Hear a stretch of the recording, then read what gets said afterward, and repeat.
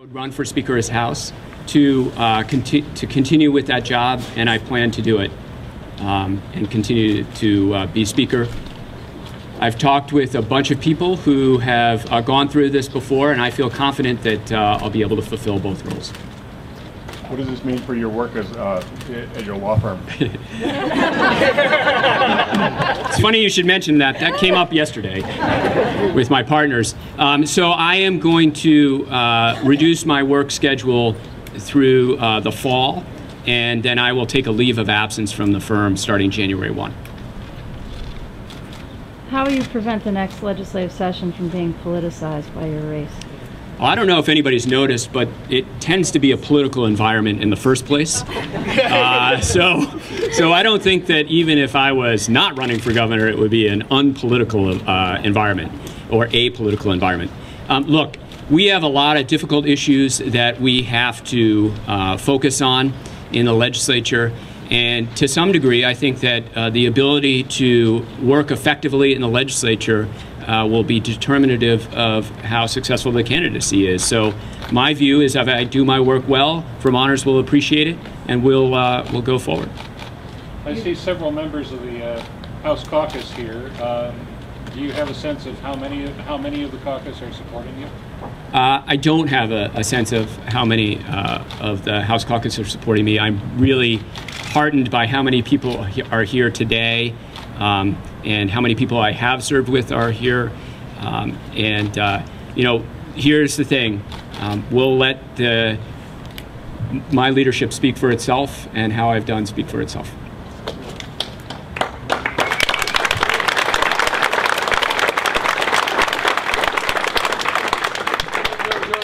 On the progressive wing of the Democratic Party that have some real issues with the budgets that your chamber put out in the last few sessions. What do you do to address those concerns, and what do you do to reach out to people that aren't particularly happy with your record on fiscal issues and healthcare issues? Well, I mean, I think the record does speak for itself. I think we've done a lot to invest in our communities and invest in Vermonters, and to try to protect people in the way that we can. Here's the difference between being involved in the process and being outside of the process. You have to make difficult decisions. You have to make choices. And I'm confident that when people see the choices that we've made and how we've moved forward, that people will understand that we've done a really good job to move Vermont forward in a way that supports her people and her infrastructure. And when you do take heat from small key progressives, what's your case to them? What do you say? What do you point to in your record that says, look, I am your guy? Yeah. I say, look at how we've invested in our schools. I say, look at the fact that we have a 3.7% uninsured rate in this state. I say, look at how we're investing in our communities, affordable housing like this. I say, look at how we have moved forward with marriage equality, equal pay for equal work for both men and women, making sure that people who need to organize can organize, making sure that if you're the beneficiary of collective bargaining, you've also paid for that collective bargaining. I say my record is one of pragmatic progressivism, and I am very pleased with my record. Where would you put yourself?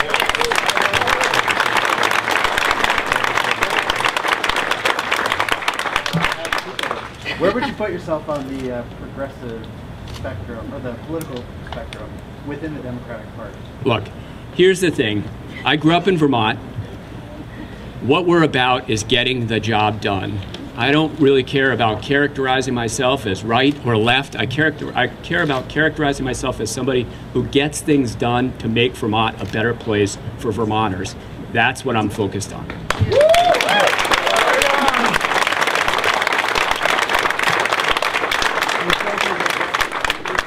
You talked about what has been done. Yep. Are there things that you would do differently as governor than what has been done in the last few years? Well, I mean, I don't think that this is an issue about what we've done over the last few years. I think it's an issue about what we want to see for Vermont in the future. And, you know, the Vermont that I want to see for a future is a Vermont where my kids, Eli and Mia, can successfully live, and their friends and my nieces and nephews and all Vermont kids. And that's what I'm focused on, is making sure that they have the access to an incredible education system, one of excellence, that they have the opportunity to go to college or get the training that they want, and to make sure that there are jobs here if they want to stay here. Those are the things that I'm focused on. We've had a governor who resisted calls for increase in top marginal tax rate, and who was not completely resistant to the idea of, say, taking a bite out of reach-up folks. Where are you on that? I mean, would you emulate that kind of a political stance, or do you feel like you would differ from that in the future? As I said before, what I'm going to be about is making sure that we have the Vermont that's going to be successful for the future, and it's going to be one that our kids have the opportunity to do well in. And we're going to adopt policies that move our state forward in that way. When it comes to policies that could benefit the economy here in Vermont, which you focus much of your speech on, do you have any specific ideas you're ready to outline for us, whether it's beefing up current programs or creating new ones? Well, I think that that's what you're going to see over the course of this campaign. We'll definitely be looking at ways that we can make college more affordable and make training more accessible for people who want training. We're also going to try to make sure that we continue to work on making healthcare more affordable and accessible to all Vermonters.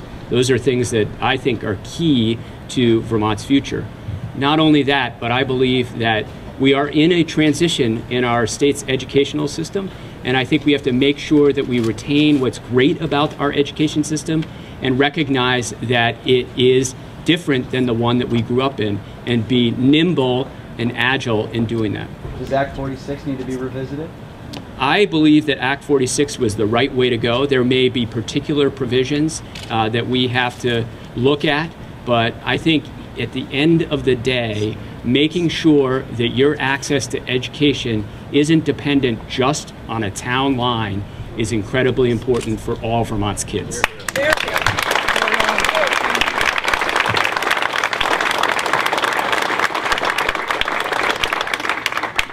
Continuing with Dave's thread, will you continue the current governor's pledge to not raise income tax rates, rooms and meals tax rates, sales tax rates? I've never been somebody who has been willing to take a no anything pledge, because I think you lock yourself in before you even figure out what the challenge is, and I don't think that's a good idea.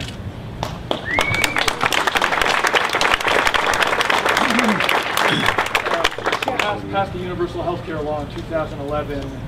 The funding mechanism that was going to support that didn't ever make it through. Do you still support universal health care? And if so, is it something that you would see a way to get to if you were governor? I think there are some really good ideas about how we could move the state forward to make sure that all Vermonters have health care.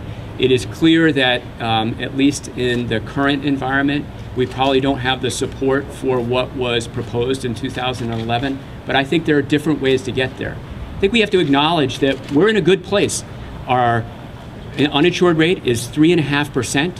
The rate of healthcare spending is moderating, but we need to do better. It still is difficult for people to access affordable, quality healthcare, and we have to continue to make strides in that direction.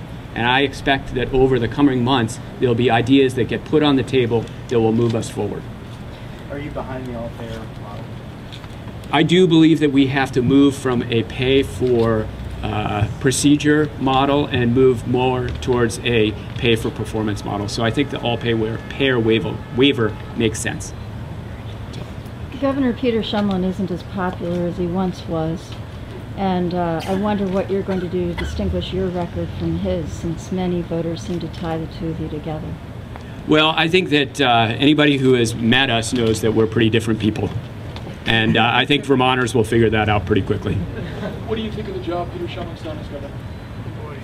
You know, when you look at what we've had to deal with an incredible Great Recession, with recovering from Tropical Storm Irene, and with difficult budgets, I think that Peter has done overall a good job under tough circumstances. Have there been some areas where we've had some challenges? Yes. The healthcare exchange did not work the way that any of us would have wanted it to, and that has been a huge problem. And we need to figure out a way to make things like that better. So we'll take, excuse me, sorry, we'll take one more question. A lot of these people are sweltering in the heat, so I don't want anyone to pass out. So just one more question. People passing out in an announcement's a bad idea. I mean, they're swooning over me, let's be honest. It's obviously expected that there will be more Democrats entering the race, plus some Republicans. In the case of the Democrats, how do you expect to differentiate yourself from the Democrats, and did that make entering the race early even more important? You know, I decided to enter the race on my own timeline. It didn't really matter when other people were going to enter it. And I'm confident that as we move forward, people will understand the work that we've done together for Vermonters, and I'm confident that that we'll have a successful candidacy in the primary, and I'm looking forward to the general election as well. You know, here's the thing. Competition is what democracy is all about, and I think it will be a fantastic primary. How difficult was the decision? That's two questions.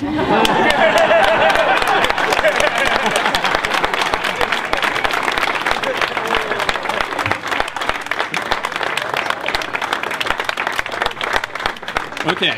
Thank you for being here. It's been wonderful, and I look forward to seeing everybody all the way through November of 2016.